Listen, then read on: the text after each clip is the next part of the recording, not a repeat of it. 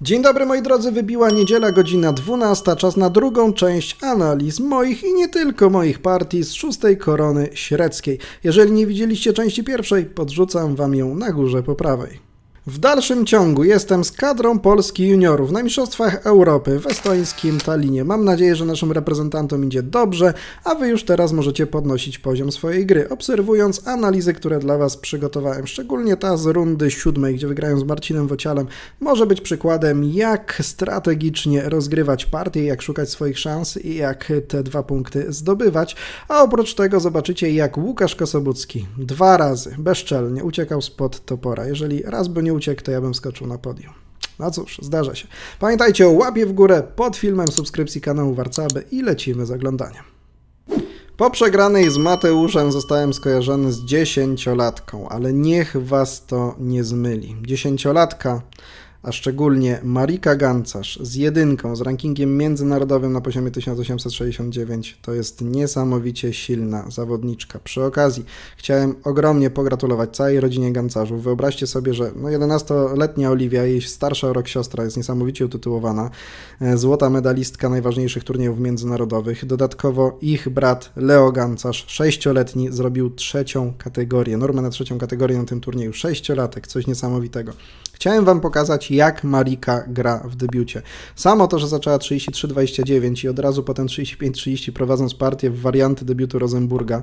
Ja, moi drodzy, po trzecim ruchu 40-35 chciałem trochę ją przetestować, zmienić, zobaczyć jak zareaguje. Zagrałem 13-19, czyli bardzo niestandardowy ruch w tym debiucie, ale Marika rozgrywała cały debiut po prostu bardzo dokładnie, bardzo dobrze, ruch po ruchu, tak jak powinno się w tym debiucie grać.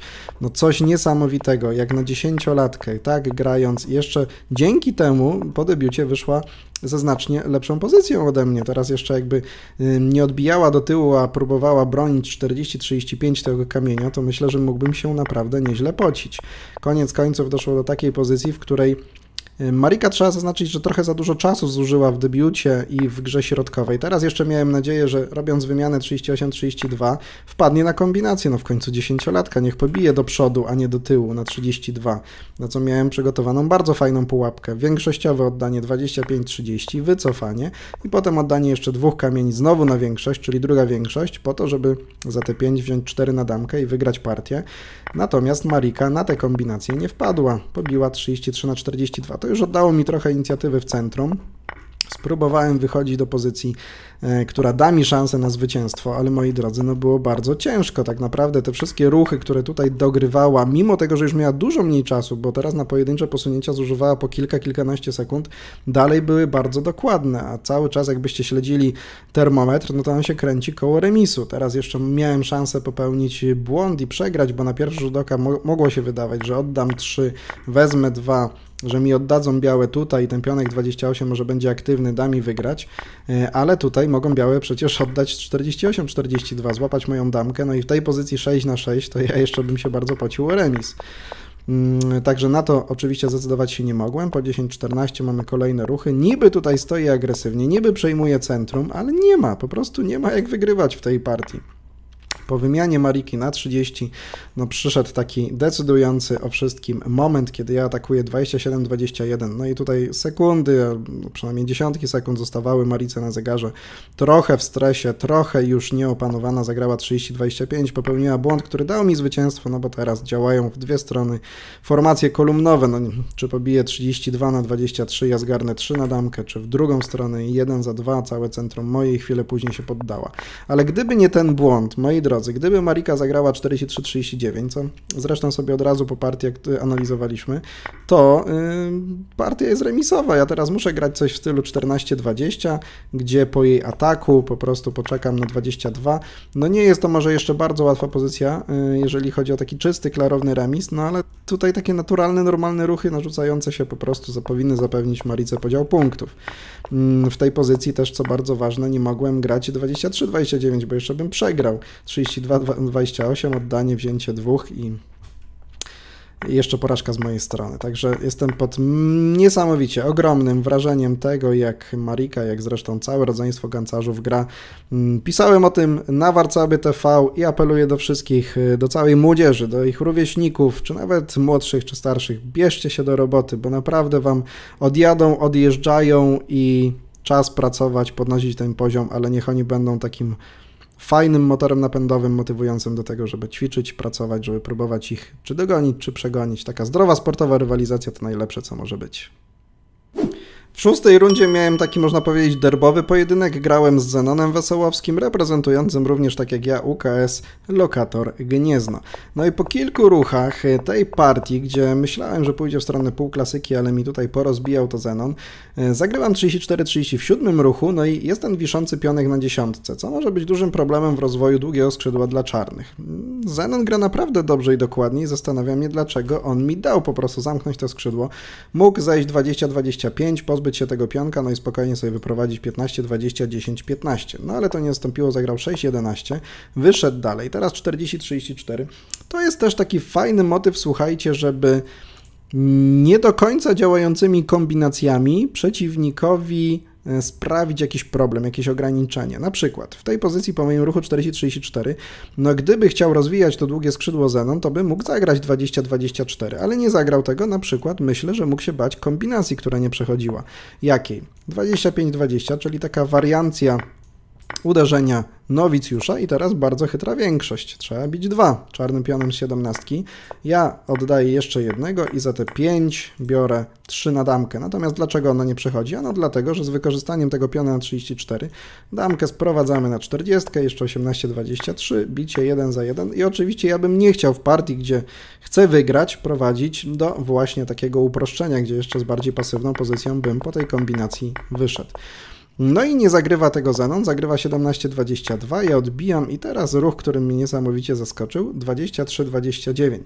No oczywiście, bicie 33-24 rozwiązuje wszystkie problemy czarnych, a ja nie chcę być altruistą i rozwiązywać problemów przeciwnika, więc biję w taki sposób, żeby jego pion wylądował na 24. No i teraz korzystając z tego, że mogę zaatakować na 33 i go zmusić do zasłonięcia 19-24, więc jeszcze pozycję tego piona popsuć, gram to. I tutaj w tym momencie podjąłem złą decyzję, jeżeli chodzi o wybór planu, więc ta partia też będzie dla mnie bardzo fajna, edukacyjna na przyszłość. Dlaczego zagrałem źle? Ten pionek 29, myślałem, że jeżeli nie będę ruszał pionów na moim prawym skrzydle, tych tutaj z tyłu stojących, to będę mógł się nie bać wyjścia 29-34, a okazuje się, że powinienem się trochę bać. W związku z tym najlepszym ruchem zdaje się było 45-40 albo nieprzesadne osłabianie swojej prawej flanki jakimś ruchem 32-28. Teraz po jakimś takim ruchu dopiero mógłbym wyjść 33-28, ustawić tutaj kolumnę, ale żeby ten 29 nie mógł dalej po prostu pójść. Ja myślałem, że tutaj ustawi kolumnę czarny, gdzieś będą jakieś groźby, coś mi tutaj się popsuje, może nawet szczerze wybrałbym to 32-28 dzisiaj, jak znam, jakie tutaj mniej więcej plany mogą być, jak to obliczałem w partii. Ja natomiast zagrałem 33-28, no i to mimo tego, że nie daje czarnym tak łatwo zająć pól 18, 19, 17, to nie prowadzi do żadnej pozycji, którą będę w stanie wygrać już z debiutu i musiałem w pewnym momencie pójść na skrzydło, wymienić 27-21 i pozycja, która zmusiła czarne do wyjścia na 34, stała się taką niesamowicie nieszablonową, niestandardową. I teraz, kiedy rzadko jeżdżę na turnieje, rzadko gram, to mam ogromny głód gry takiej właśnie, wiecie, niestandardowej, nieprzewidywalnej, w jakichś pozycjach, których wcześniej nie grałem. Daje mi to niesamowitą frajdę. No i po kilku kolejnych posunięciach dochodzimy do pozycji, która rozstrzygnęła sprawę w tym turnieju. Zagrał 24-30 Zenon, no i widzicie, w pozycjach takich nieszablonowych idzie nawet wpaść niezauważalnie 1 za 2, czyli no najprostsze kombinacje, bo ja teraz oddałem 44-39, za jednego wziąłem 2, 1-1 z pionkiem więcej. Tę partię dograłem do końca, wykończyłem, bo jeszcze tutaj zdecydowałem się na przeryw, potem tylko punktowałem przeciwnika, no i tak szybko partia poszła do rozstrzygnięcia. Natomiast gdyby Zenon nie wpadł na tę kombinację, która miała miejsce w partii, którą wam pokazałem, a zagrał na przykład 18-23, to mogło być niesamowicie ciekawe i trochę żałuję, że tak się to nie wydarzyło. Co by tutaj co planowałem, że nastąpi? Wbicie z tej strony, no i potem był taki plan z poświęceniem piona i przerywem. Też wygląda bardzo obiecująco, być może wygranie dla mnie, ale no te różne opcje łapania damki jednak się tutaj pojawiają, plus ta przestrzeń w centrum, tempa zdobyte przez czarne mogłoby być niełatwo, ale na pewno byłoby bardzo ciekawie, więc ja was bardzo serdecznie zachęcam do tego, żeby grać ostro i nieszablonowo. To jest satysfakcja z rozegranej partii, a jeszcze przy okazji można się czegoś nauczyć. No i nadeszła ostatnia, finałowa, 7. runda 6. Korony Średzkiej, w której moim przeciwnikiem był Marcin Wocial. Marcin, z którym przychodzi mi dosyć często grywać na turniejach, na szczęście z raczej pozytywnymi wynikami. No i cel na tę partię był wyłącznie jeden, czyli ją wygrać. Marcin rozpoczyna 32-28 i po ostatnim zwycięstwie w Gnieźnie, gdzie ładnie przeprowadziłem plan gry w półklasyce, co mogliście na kanale zobaczyć, zdecydowałem się wybrać wariant bandowy. No i tak po kolejnych posunięciach i zagraniu w 5. ruchu przez Marcina 31-27 partia sprowadza się do teoretycznych rozwiązań, które raczej w miarę dobrze znam. Wymieniam po linii głównej, potem tego piona bronię, no i kiedy Marcin kolejny raz atakuje 33-28, zagrywam 13-19, żeby równomiernie rozłożyć piony. Taki plan, który w tym debiucie jest bardzo popularny. 44-39, no i tak kolejne ruchy mają miejsce aż do 13 posunięcia, kiedy to Marcin decyduje się od tej teorii trochę odejść. Klasyczną kontynuacją jest tutaj grać albo 39-33, albo 36-31 i mogłaby ta partia się sprowadzić do tego, co na przykład mogliście obserwować w partii Reszka-Ślęzak z Mistrzostw Polski roku 2020 w Sanoku. Podrzucam wam na górze po prawej tę analizę. Może to być ciekawe uzupełnienie wiedzy w tym debiucie. Natomiast Marcin wymienia 34-30 i tym odejściem od teorii daje mi pewną inicjatywę, dlatego czasami też dobrze debiuty teoretyczne grać z przeciwnikami, którzy mogą na jakieś niedokładności sobie pozwolić, a wam da to dużo lepszą pozycję. Zajmuję pole 24, no i potem wybieram plan z zejściem na pole 21 w kierunku zajęcia 26. Oczywiście w pozycji białych jest podwieszony kamień 41, więc Marcin co najprawdopodobniej będzie chciał zrobić? Wyjść z 36, potem tę 36 dostawić po to, żeby mieć tak zwaną puszkę krzyżowa. Takie ustawienie, taka piramida, no daje odpowiedzi na ruchy 11 i 12, 17, bo są albo groźby jakiegoś uderzenia bomba, albo jakieś po prostu wymiany i oswobodzenia się na tym skrzydle. Natomiast w tej akurat pozycji, kiedy Marcin stracił to tempo tą wymianą na 30, ja mogę jak najbardziej 12-17 zagrać. Dlaczego? Dlatego, że bomba nie przechodzi. Ewentualna 27-21 prowadzi do straty dla białych. Dlaczego? No bo teraz ja biję 2, on bije, ja mogę sobie pobić najpierw stąd, bicie, bicie, bicie i niezależnie w którym kierunku on pobije, problem z moim kamieniem 41, który za chwilę wyląduje na damce. No i taką pozycję mógłbym oczywiście grać, no i na taką pozycję Marcin się nie mógł zdecydować. W związku z tym zagrywa 38-33, a ja tym ostatnim ruchem zbudowałem bardzo silną w tej pozycji kolumnę 6-11-17, która daje mi zająć pole 22. No i teraz mam wyraźną już przewagę pozycyjną, już to silnik ocenia na 0,6 przewagi dla czarnych. Dlaczego? Dlatego, że długie skrzydło białych stoi. I nie jest łatwo go wcale tak wyprowadzić. Teraz jeszcze z groźbą braku kamienia na 38 jest opcja, że oddam jednego, potem 16-21 i polecę 3 na damkę. Trzeba tę dziurę zatkać. Marcin gra 42-38. To oczywiście dobry ruch. Nie chcę jeszcze więcej pionów komasować na tym długim skrzydle. I po kolejnych 2 posunięciach, kiedy widzę ewidentnie, że jego planem jest wymienić 33-28, problemem białych jest to, że ja zostawiłem kamienia 24 i jest tutaj, moi drodzy, większość bicia. Po takim zagraniu 33-28 białe będą musiały bić 2, więc kolejny raz zrobią sobie dziurę wokół centrum warcebnicy i nie będą mogły zająć pole 28. Kluczowym ruchem teraz jest zagrać to, co poszło w partii 6-11. Nie ma żadnej kombinacji dla białych, a po ewentualnej wymianie ja zdążę tego piona 11 przetransportować na 22, zanim mój przeciwnik zdąży złapać kontrolę nad 28. I to mi utrzyma przewagę pozycyjną w tej partii.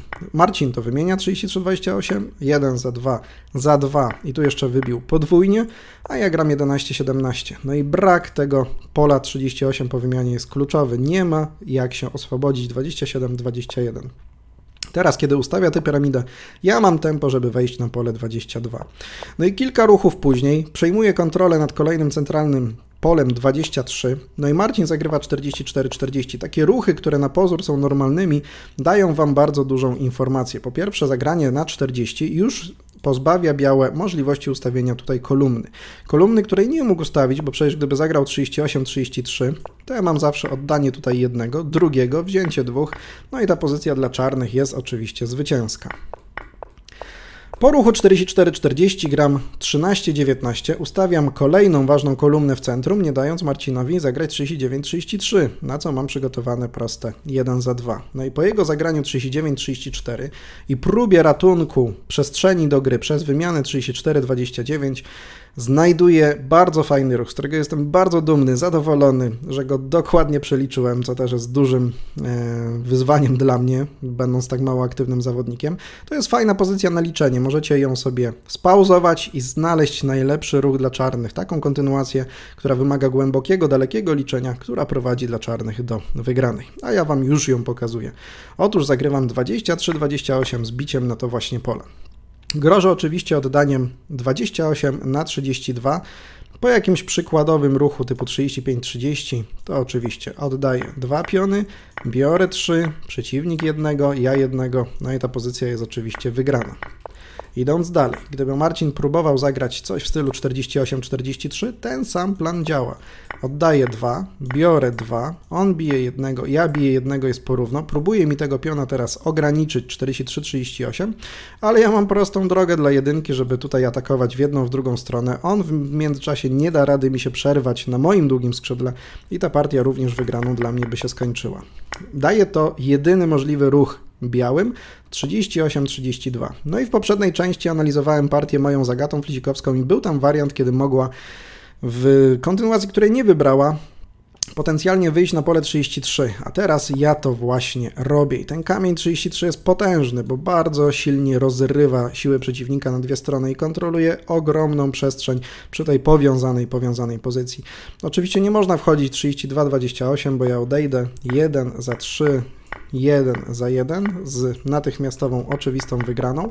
W związku z tym trzeba szukać alternatywy. Jaką alternatywą może być tutaj gra białych? Marcin zagrywa 35-30. Niewiele zmienia 34-30, po którym są podobne kontynuacje, jeszcze po którym mogę rozważyć wyjście dalej na 39 i szybszą wygraną partii. Kluczem w tej pozycji był ruch 8-13, który znalazłem, już sobie przeliczyłem wcześniej. Na pierwszy rzut oka robię bramkę dla białych, które w jedną stronę biją jednego, w drugą 4. No nie jestem w stanie tego zagrożenia naraz zniwelować. Ale mam takie posunięcie, moi drodzy. 12-17. Poświęcam kamienie na chwilę i atakuję 17-21. I niezależnie od tego, co białe zagrają, dojdzie do wyrównania sytuacji 1, 2, 1, 1. Chyba nawet mam piona więcej. 2, 4, 6, 8. 2, 4, 6, 8, 9. Zgadza się, więc nie wyrównania, ale mojej przewagi, więc na takie coś białe iść po prostu nie mogły. Zamiast tego dosuwają 40-35 i grożą 34-29 kombinacjami, rozmianami. Też świadomie nie ruszałem wcześniej piona 14 na 19, dlatego że to by dało szansę białym jakiś zrzutek typu 25-20 poświęcenie, jakiś atak na 29 i być może jeszcze na tym moim długim skrzydle białe by się przedostały, więc teraz zagrywam 13-19. Cały czas na ten ruch 32-28 jest dostawienie na 17 i atak na 21, przed czym białe nie mogą się obronić. Po ruchu 45-40 na moim zegarze było jakieś tak 17 minut, co do wygrania tej pozycji powinno być wystarczające. No i zdecydowałem się zagrać 12-17, dając jeszcze Marcinowi możliwość rozwiązania pozycji z pionem mniej przez taką taktyczną opcję 34-29, 32-28, 27-21 z biciem na 13, bicie 2-1. Mam piona więcej, stwierdziłem, że ja mogę w taką pozycję na ślepo iść. No i z otwartą pozycją będzie mi łatwiej po prostu doliczyć i wygrać tę partię. Natomiast Marcin też na to rozwiązanie się nie zdecydował, zagrał 48-43, przychodzę z atakiem, grożę, jest odejście. I teraz nie 38-42, co też prowadzi do zyskania piona z mojej strony, natomiast po wyjściu 34-29 Jest bardzo dużo różnych gruźb, mam dużo dziur w centrum i mogę mieć problemy z tym, żeby tę partię wygrać. Ja na pewno miałbym dużo liczenia, więc dużo lepszym rozwiązaniem było zrobić to, na co polowałem ostatnimi ruchami dosyć długo, czyli 17-21. Bicie, dwóch, 1 za 1. Mam piona więcej i moje piony stoją na tyle bezpiecznie, że w żaden sposób białe nie są w stanie przedostać się na moim długim skrzydle do damki i skończyło się tym, że po kolejnych kilku ruchach Marcin uznał, że to dalej nie ma sensu, poddał partię, ja wygrałem, gromadząc koniec końców 11 punktów na swoim koncie. Dużo gorsze wartościowanie od Filipa Kuczewskiego i Łukasza Kosobuckiego, którzy byli na którzy byli na podium po prostu. Nie dałem rady ich dogonić. W turniej wygrał Georgi Wyzerka 12 punktów na 14. Natomiast w ostatniej rundzie Georgi mógł wygrać z Łukaszem i to by dało mi jeszcze miejsce na podium, mimo porażki na tym krótkim dystansie z Mateuszem Lewandowskim. A jak mogło do tego dojść? Już Wam pokazuję. Zapisy partii nie były zbierane ani udostępniane przez organizatorów, ale dzięki temu, że puszczałem transmisję na żywo z pierwszych desek, mamy podgląd do tego, co się w tych partiach działo. Po iluś tam ruchach doszło do takiej pozycji, czarnymi gra Georgi Wyzerka, białym Łukasz Kosobucki i białe mają przegraną pozycję. Na ruchu są czarne. Ano za sprawą tego, że te 3 kamienie czarne są bardzo aktywne i kontrolują centralne pola, a te 3 kamienie, które wyglądają podobnie, są tak naprawdę kamieniami związanymi i oddają inicjatywę przeciwnikowi. Teraz w tej pozycji, żeby wygrać, Georgi Wyzerka mógł zagrać 22-27 i jeszcze zwiększyć napór na białe na tej prawej stronie planszy od czarnych patrząc. I co by się działo po jakiejś takiej przykładowej kontynuacji? 32-28, teraz zagrać 2-7 i po 33-29, kiedy jakieś tej gry by białe szukały, no bo przecież po 42-37 to mamy tutaj zagranie na 31, cuk-cwank, nie ma co białymi grać. Więc po wyjściu na 29 wymiana 17-22, bicie, no i znowu jedyny ruch 38-33, wejście na 32 i koniec po partii. Na 3-4 ruchy można było to doliczyć i Łukasz by musiał uznać wyższość przeciwnika. Tymczasem Georgi zagrał 2-7, oczywiście na ich usprawiedliwienie możemy powiedzieć, że mieli tam około 2 minut na zegarze.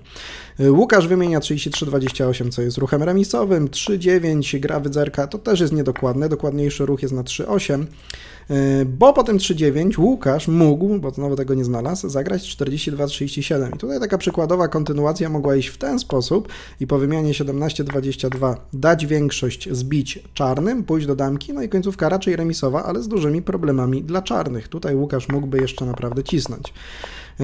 Pan Kosobucki zagrywa na 38 i to jest znowu przegrywający ruch, prowadzący do tego, co było w partii i teraz po ruchu 33-28, no nie wiem, mi wystarczyła chyba sekunda, 2, jak spojrzałem na tę pozycję i widzę, jest wygrana czarnych, bo co mają zagrać białe, moi drodzy, po ruchu 18-22. Jedyna jakaś tam nadzieja pojawia się w takim wariancie 29-23, bicie, więc już jednego piona mniej mają białe i jeszcze musiałyby poświęcić kolejne 2, żeby pójść do damki. No pozycja jak nie wygrana, to przynajmniej z wielkimi szansami na wygraną, chociaż termometr pokazuje prawie 4 piony przewagi u czarnych. No wygląda jak najbardziej na wygraną. Już tak głęboko w te analizy wchodzić nie mogliśmy, więc tak niewiele brakowało do tego, żebym wskoczył na podium tego turnieju. Natomiast Georgi zagrał 7-11, po czym Łukasz ma szybko taktyczne rozwiązanie z przerywem do damki i teraz jeszcze nim ta sekwencja bić zdążyła się wykonać, panowie zgodzili się na remis. Mi trochę szkoda, no ale cóż, tak jest sport. Gracie z teoretycznie lepszymi zawodnikami, gracie z wielokrotnymi mistrzami Polski, nie załamujcie się, ciągle macie szansę, oni też popełniają błędy, a czasami hurtowo. A najlepszym dowodem na to jest końcówka z partii Łukasz Kosobucki, Filip Kuczewski, którą obserwujemy na ekranie. W tej pozycji Łukasz chwilę wcześniej, który zdecydowanie przeważał większą część partii nad Filipem, zajął pole 23, no i wokół tego pola trzeba bardzo umiejętnie kontynuować grę, bo można wpędzić się w tarapaty, co w tej partii nastąpiło. Łukasz powinien zagrać coś w stylu 33-28, no i tutaj raczej nie miałby problemów z tym, żeby z lekką przewagą do końcówki tę partię prowadzić. Zamiast tego zagrał 33-29, chcąc się pewnie pozbyć różnych gruźb po 13-18, które i tak nastąpiło ze strony Filipa i po kolejnych 50-44, 8-13 i wyjściu białych 32-38, Filip schodzi do bandy na 35, łapie tempo i Łukasz, moi drodzy, w pozycji, w której już powinien zagrać poświęcenie 27-22, żeby przełamać te struktury podwieszonych pionów, no bo w miarę jak ich było mniej, to coraz mniej tam kolumn, jakichś sensownych ustawień i po 16-21 Filipa robić remisową kombinację, oddając jednego, potem jeszcze 3, kasując 4 i godzić się na podział punktów, to Łukasz zagrywa 38-33. I takie czwóreczki to jest coś, czego w swojej pozycji nie chcemy oglądać. Bardzo łatwo takie struktury pionów wyeliminować z dobrego ruchu. I teraz na pierwszy rzut oka dobre zagranie ze strony Filipa 13-19 okazuje się rozwiązaniem niewygrywającym. A przecież Filip miał wygraną na jeden ruch. Uczy się najmłodszych, żeby patrzeć, jak zamrozić wszystkie możliwości przeciwnika. Kiedy nie może 28-22, no to fajnie by było go jeszcze pozbawić ruchów z tej strony. Wystarczyło zagrać 14-20, koniec, moi drodzy. Tu już nie ma zupełnie co zbierać, nie ma żadnej kontynuacji, która pozwalałaby białym jeszcze w tej partii się utrzymać. Po tym po prostu idziemy do damki i kaplica. Więc mistrz Polski mógł to na jeden ruch wygrać, zresztą Filip to pokazywał następnego dnia, pewnie sobie to przeanalizował. Natomiast po 13-19, które nastąpiło w partii, doszło do takiego uproszczenia przez 28-22, to jeszcze wygląda obiecująco dla czarnych, które są szybciej na damce, ale w myśl kontynuacji, która poszła w partii, której też nie dało się lepiej poprowadzić, damka mimo odcięcia tych 3 pionów na jednej linii dwójnika no jest trochę za daleko, no i potem Łukasz poświęca 2 piony, partia kończy się remisem, więc naprawdę mylą się wszyscy, nawet ci, których uważacie za nieumylnych, a to jest tego najlepszy przykład. Dziękuję Wam za oglądanie tego materiału do końca. Pamiętajcie, że nowe filmy wpadają na kanał w niedzielę o 12, w czwartki o 19, dlatego subskrybujcie i lajkujcie filmy na kanale Warcaby, żeby nic Was nie ominęło. Tymczasem życzę Wam miłej niedzieli, dalej trzymajcie kciuki za polskich juniorów i do zobaczenia w kolejnym filmie.